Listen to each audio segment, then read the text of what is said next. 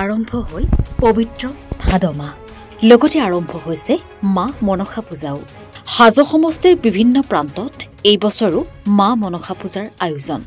দেউধনী নৃত্যৰ লগতে বলি বিধানৰ মাজেৰে সম্পন্ন ৰীতি-নীতিৰে আয়োজন কৰা হৈছে মা মনসা পূজাৰ এয়া হৈছে হাজোৰ বৰহাৰদিয়া সাৰ্বজনীন মা মনসা পূজাস্থলী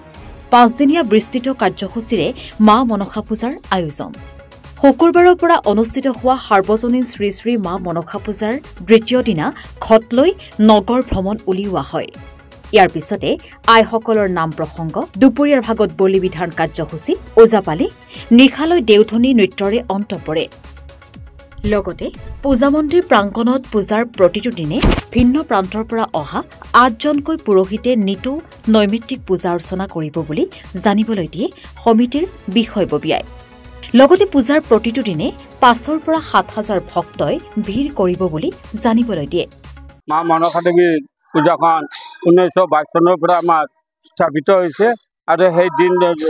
ধৰি আজিলৈকে এই মনসা পূজাখন অনুক্ৰমে আমাৰ বেছি পৰিমাণত হৈ আহি আছে উৎসাহিত হৈ আহি আছে আৰু 5 দিনা কাৰ্যসূচীৰে এইবাৰো আমাৰ তাৰমানে মনসা পূজা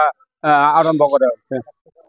আৰু ভক্তবান ৰাইজ আমাৰ তাৰমানে যথেষ্ট আমাক সহায় সহযোগিতা কৰিছে আমাৰ পুৰোহিতবিলাক আমাৰ লগতে লাগি আছে আমাৰ তাৰমানে যিবিলাক আমাৰ দেউধনী নৃত্য কৰে তেওঁলোকো আমাৰ লগতে তাৰমানে সম্পূৰ্ণ সহযোগ কৰিছে গতিকে আমাৰ তাৰমানে এই কাৰ্যসূচীত আমাৰ তাৰমানে আমাৰ আশা যিমান দেৰিলৈ থাকে আমি তাৰমানে এই কাৰ্যসূচীটো আমি চলাই ৰাখিম এইবাৰ 5 দিনীয়া কাৰ্যসূচী বৰহাৰদিয়া শ্ৰী শ্ৰী মা মনসা পূজা তৃতীয় বৰ্ষ প্ৰথমত বৰ্ষ কিছু পূজাভাগ চলিছে এইবাৰ বিশালভাৱে 5 দিনীয়া কাৰ্যসূচীৰ আয়োজন কৰা হৈছে এই 5 দিনীয়া কাৰ্যসূচী প্ৰতিদিনতে আমি 5,000 পৰা 6,000 ভক্তৰ আশা কৰিছোঁ ইতিমধ্যে বহুত ভক্তই আমাৰ লগত যোগাযোগ কৰিছে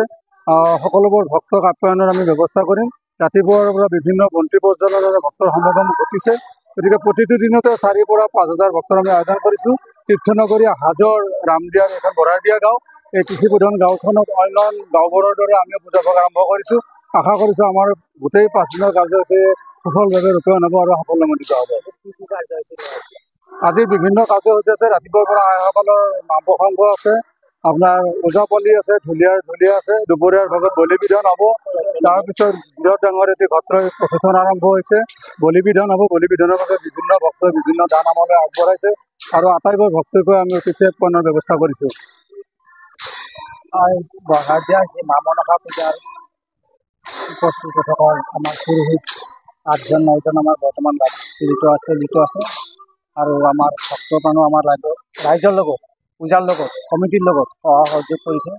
আৰু এই পূজাখনৰ স্থাপন কৰিছিলোঁ 1922 চনতে আমি স্থাপিত কৰিছিলোঁ কিন্তু প্ৰথমতে আমি এদিনা কৰিছিলোঁ তাৰ পৰা অনুক্ৰমে কৰি 2-3 দিনীয়া কৰিলোঁ এতিয়া আমি হাতত আয়োজন কৰিছোঁ 5 দিনৰ কাৰণে এই মা মনসাৰ দৌৰা নৃত্যৰ সংস্কৃত প্ৰসাৰৰ কাৰণে শক্তি বেছিছিল সেই শক্তি পূজাখনৰ কাৰণে আমি দৰিদ্ৰ সংস্কৃত প্ৰসাৰ বিচাৰিছোঁ হাজোৰ পৰা মৃদুল মজুমদাৰ এনি ভাৰত 24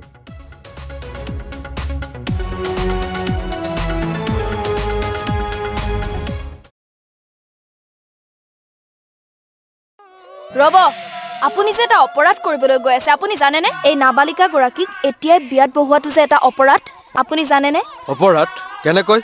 মোৰ ছোৱালী মোৰ কথা তুমি যিয়েই নোকোৱা ভূঞা 18 বছৰৰ তলৰ যিকোনো কন্যা সন্তানৰ বিয়া দিলেই আইনগতভাৱে এক দণ্ডনীয় অপৰাধ বিয়া দিয়াজন যিমান দায়ী বিয়া পতাজনো সমানে দায়ী এতিয়া তাই পঢ়া শুনা কৰাৰ বয়স খেলা ধূলা কৰাৰ বয়স তাই খেলিবলৈ দিয়ক পঢ়িবলৈ দিয়ক আৰু চাব এদিন আপুনি তাইক লৈ গৌৰৱ অনুভৱ কৰিব পাৰিব এতিয়াই তাইক সংসাৰৰ বোজা দি তাইৰ ভৱিষ্যত জীৱনটো অন্ধকাৰ কৰাৰ অধিকাৰ তোমাৰ জানো আছে মোৰ ভুল হৈ গ'ল মাজনী মোক ক্ষমা কৰিবা শিক্ষা ল'ৰা ছোৱালী উভয়ৰে প্ৰাপ্য আৰু অধিকাৰ আপোনাৰ কন্যা সন্তানক তাইৰ এই প্ৰাপ্যৰ পৰা বঞ্চিত নকৰাব বাল্য বিবাহ ভাৰতীয় আইনৰ দ্বাৰা বিহিত এক দণ্ডনীয় অপৰাধ এনে অপৰাধ কৰি আপোনাৰ কন্যা সন্তানৰ ভৱিষ্যত অন্ধকাৰৰ মাজলৈ ঠেলি নিদিব নমস্কাৰ মই অজয় ফুকন আৰু এইখিনিতে সমূহ এনি ভাৰত চেনেলটোৰ যিসকল কৰ্মকৰ্তা আছে সকলোৰে মোৰ ফালৰ পৰা শুভেচ্ছা জ্ঞাপন কৰিছোঁ অসমৰ আচলতে সংবাদ জগতত নতুনকৈ আচলতে এটি আত্মপ্ৰকাশ ঘটিছে আমাৰ নিউজ চেনেল এনি ভাৰত আৰু এনি ভাৰতৰ এটা খুব ধুনীয়া এটা অনুষ্ঠান হ'বলৈ গৈ আছে সকলোৱে জানে আমাৰ সকলোৰে মৰমৰ হাৰ্টথ্ৰব জুবিন গাৰ্গৰ গানে কি আনে আচলতে জুবিনদাৰ সেই গীতৰ আধাৰত আমাৰ হিৰুদাই লিখা সেই গীতটি গানে কি আনে এই গানে কি আনে নামৰ এটি তেওঁলোকে সাংগীতিক ৰিয়েলিটি শ্ব' কৰিবলৈ গৈ আছে আৰু 15 আগষ্টৰ পৰা গোটেই আৰম্ভ হ'ব প্ৰথম অডিশ্যন অসমৰ ধেমাজি জিলাত আৰম্ভ কৰিব গতিকে সমূহ যিসকল প্ৰতিভা আছে যিসকলে গান ভাল পায় যিসকলে তেওঁলোকৰ নিজৰ প্ৰতিভা আচলতে দেখুৱাব বিচাৰে এই ৰিয়েলিটি শ্ব'ত গানে কি আনে এই প্ৰতিযোগিতাত অংশগ্ৰহণ কৰক আৰু খুব ধুনীয়া আপোনালোকে সুবৰ্ণ সুযোগ লাভ কৰিব লগতে ইয়াতে পুৰস্কাৰ আছেই বিভিন্ন ধৰণৰ উপহাৰো আপোনালোকে লাভ কৰিব আৰু লগতে এগৰাকী প্ৰতিষ্ঠিত আচলতে এগৰাকী শিল্পী হিচাপে অসমৰ